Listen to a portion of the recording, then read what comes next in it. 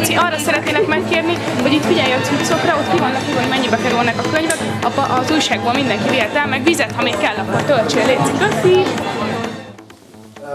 Sziasztok, jó estét mindenkinek, én Nagy Zsolt vagyok, én színész vagyok, ugye? Szóval nem művészettörténész, és nem fogok tudni nektek túl sokat beszélni ezekről a képekről, mert nem is tudom, hogy hogy keltsem fel az érdeklődéseteket. Hát itt vannak, itt lógnak a falon. Pár embert ismerek, meg lógnak itt a közepéből is a fejek, meg itt vannak a legók, meg a kakik az asztalon. Nézd, ott van egy kép, és én is itt vagyok. Ezt a szőrösségérzet csináltam, ott vagyunk Mártiban, az Ottalóból. Ennek nagyon örültem, amikor megláttam, végül is.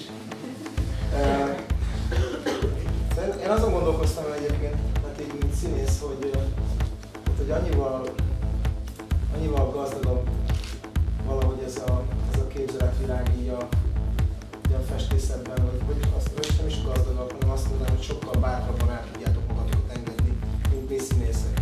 Egyszerűen más nyelvet használtok mindig. És hogy mennyire le vagyunk mi színészek ehhez képest maradni. Nem. Egyszerűen ezekhez a vadságokhoz nem tudunk eljutni, mi nem tudunk ezeket így megcsinálni.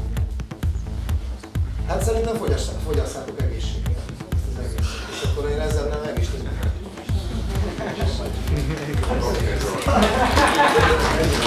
Ja igen, és én már nagyon régóta ismerem, azért vállaltam el ezt az egészet, mert most már évek óta figyelni tudja is.